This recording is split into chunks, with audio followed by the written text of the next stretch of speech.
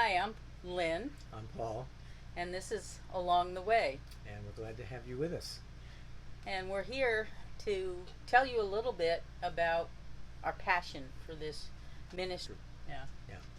Eventually, what this will become are some tips on church health, church growth, things like that. But we wanted to start off kind of introducing why we're doing this. So, So, what is your passion that's driving this Along the Way ministry? well, this is a two-way passion. Yeah. So, for me,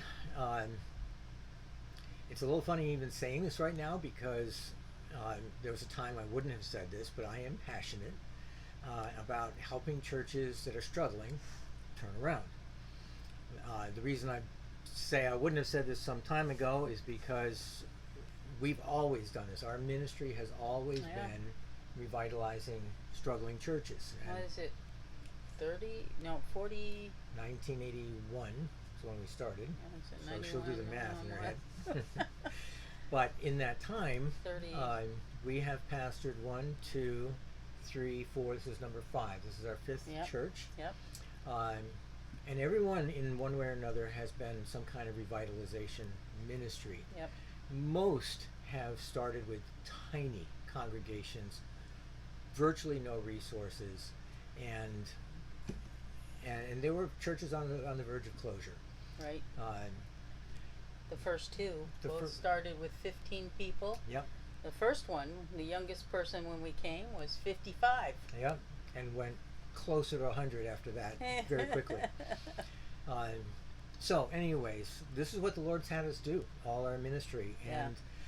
and following our second church. We won't give you a lot of background, but following our second church, our kids were in their teens, and our oldest son was actually in camp at that point, and was going to be off in college, and we were not looking forward to a third turnaround kind of ministry. We were tired. We had we just really hoped for something a little bit easier. The Lord had something else in mind, uh, and looking back on that, we know it was His plan. We have no regrets uh, as far as staying with that kind of ministry. So we have seen the Lord turn churches around, and we want to help others who are in a similar situation, especially when you're discouraged or you're just scratching your head. What do we do next? Yeah, and I think the biggest issue today is that most of the books and lecturing and everything is geared towards a larger church. And the small church, which makes what, 90% of the American churches? Or Depending on 95, dep- depending on the statistic? yeah, depending on how you define small, but yeah. Yeah. Uh-huh. In America are small churches. And it's a lot of them are the small churches that send the missionaries and prepare people for going into ministry, and there's just the bedrock of fellowship that's needed Yeah. in the small church, and they can be successful.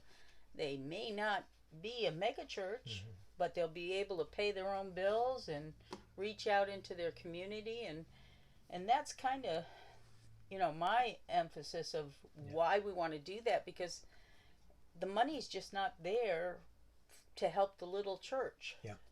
Yeah, and that is very much where we're both coming from. We have no desire, no dream, no experience in building mega churches, um, but we do have experience in restoring churches so they're effective for the kingdom.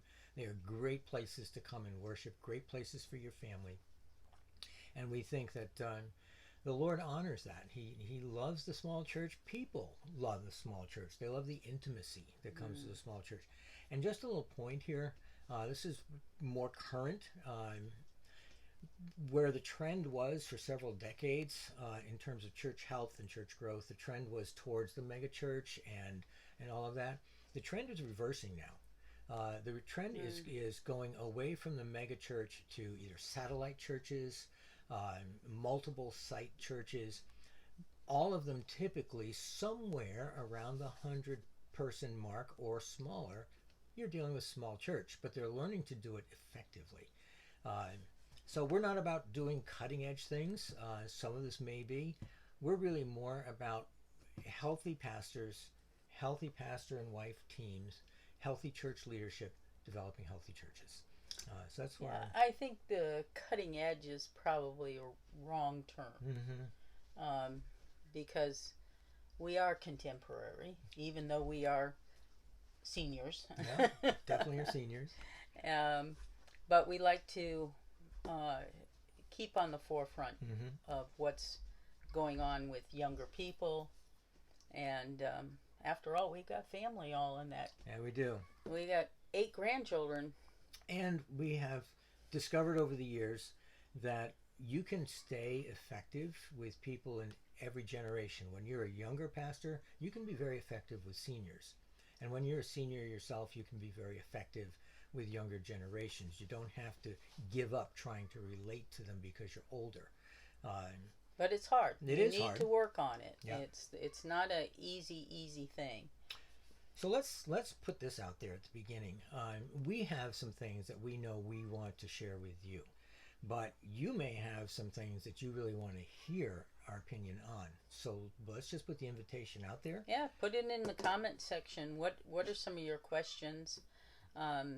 We're sitting in our trailer that we purchased so that we could go from church to church to help them out. Forgive the chickens squawking in the background. I think I got to go check on that. I think it's No, just laying eggs. they're just laying eggs. So, anyways, Welcome to Along the Way. It's what it's like. Actually, we're called Along the Way because we will be traveling, and our desire is to come to you. And our desire is to come to you at no charge, because we've been there and done that, and we know you can't afford to have people come and consult. You often can't afford to have a guest preacher. You want somebody to do a weekend seminar, you can't afford it.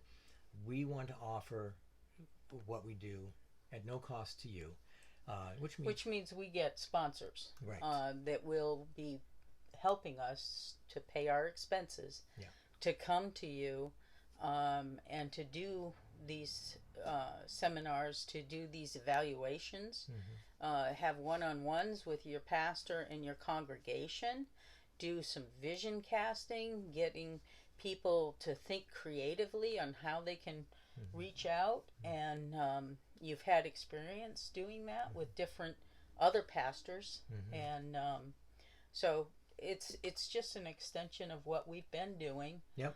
But we won't be pastoring a church. We won't be pastoring a church. I'm coming up on retirement, and we feel that the Lord has blessed us with a lot of experience, and we're not ready to put our feet up and call it quits. So so we want to come alongside and share with you to the degree that we can be a blessing to you. So from Paul and Lynn, and along the way, we're asking God's blessing on you, and ask for your prayers for us and this ministry. And we'll see you down the road. See you down the road. Bye-bye.